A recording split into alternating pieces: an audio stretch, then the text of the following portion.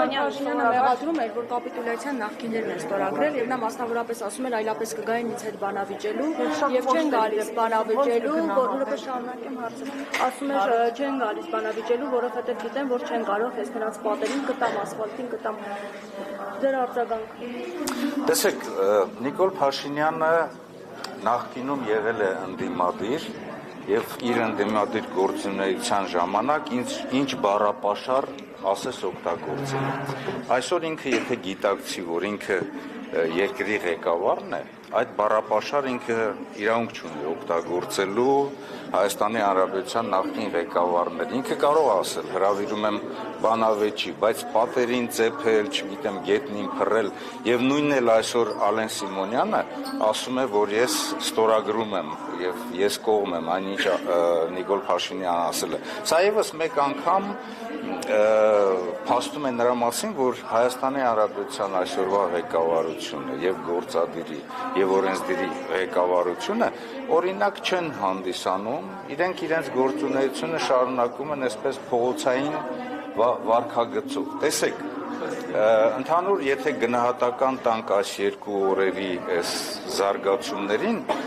ես կարող եմ ասել հետեւյալը, որ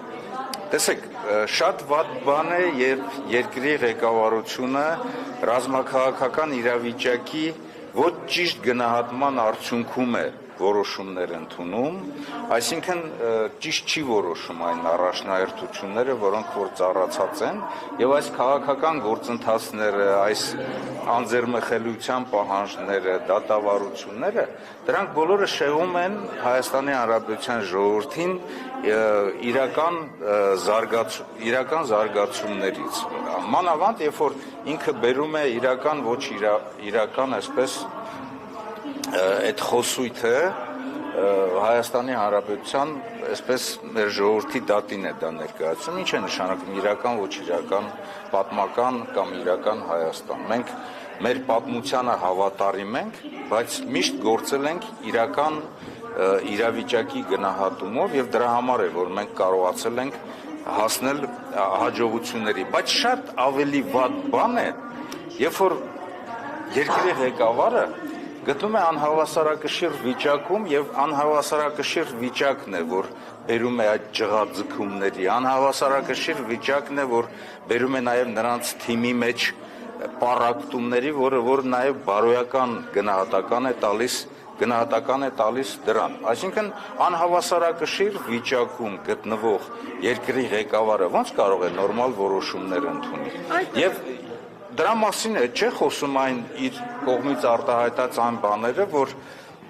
փոխանակ նախկինում, Արցախյան հարցում, անվտանգության խնդիրների հետ կապված խնդիրներում ճիշտ որոշումներ ընդունի, ինքն չի ասել, որ ես մեկ-մեկ ինձ գժի տեղ եմ դնում, որ անցնի, մեկ-մեկ փաստաթղթեր եմ բերում, ես չեմ էլ նայում այդ փաստաթղթերը, հենց այնպես ստորագրում եմ, որ գնա։ Դա է պատճառը նաև այն բանի, որ 2019 թվականին ներկայացրել են Արցախյան հարցի լուծման հստակ քայլեր, ինքը ծալել մի կողմ է դրել եւ այդ ամենը բերել է նրան, որ երկիրը քաշվել է պատերազմի։ Այսինքն եւ պլյուս դրան մեր երկրի ղեկավարը, որ պատասխանատու է նաև մեր ռազմավարական կամքի, մեր հավաքական նպատակների, ժողովրդին համախմբելու, այդպիսի խոսույթով ինքը օրինակ չի հանդիսանում, ինքը շատ շուտ, շատ արագ պետք է հեռանա, դուք բան եք ասում։ Խուսափելու հետ կապված, ինքը ներկայացնում, եթե չեն գալիս բանավեճին, նշանակում է խուսափեն եւ փաստեր չունեն, դրա համար են չեն ցանկանում եւ բանավեճելու փոխարեն հարցները բաժանախներ են հետո։ Տեսեք, ծիծաղելու աստիճանի է հասնում այն, որ ինքը ներկայացնում է, դուք հիմա կարծում եք, որ Նիկոլ Փաշինյանը կարող է բանակցել Լևոն Տեր-Պետրոսյանի, Ռոբերտ Քոչարյանի եւ Սերժ Սարգսյանի հետ հենց Արցախյան հարցի բանավիճելու այդտեղ խնդիր չկա, բազմաթիվ անգամ նախագահներն ասել են դու ներկայացրու այն բոլոր փաստաթղթերը, որոնց հիմքում եղել է Արցախյան ամբողջ գործընթացի բանակցությունների ընդհանուր միտքը, Արցախի ինքնորոշման գաղափարը, որ արտահայտված է եղել տարբեր փաստաթղթերում, ես դրան նորից չանդրադառնամ։ Ինքն է եկել եւ ուղակի տապալել, ուղակի քայքայել, ոչնչացնել բանակցային այն ամբողջ ներուժը, որ տարիների ընթացքում հավաքվել է։ Հիմա տեսեք, ինքը ասում էր, որ եթե այդպես է, թող իրենք անեին, եթե այդպես է, թող լուծեին Արցախի հարցը։ Գիտեք, ինքնորոշման գաղափարը,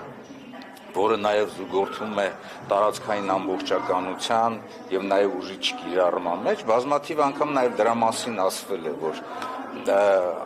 Արցախի հանրապետության ինքնորոշումը որևիցե մի կապ չունի Ադրբեջանի տարածքային ամբողջականության հետ, որովհետև Արցախի հանրապետությունը ինքնորոշվել է այնպես, ինչպես Ադրբեջանի հանրապետությունը խորհրդային միության փլուզման եւ խորհրդային միության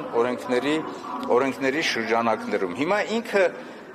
երբ որ ինքը ասում էր Արցախը Հայաստանը եւ վերջ, վերցրել է մի ծանրաձող, այդ ծանրաձողը գցել է իր ոտքին եւ դա իր մեջ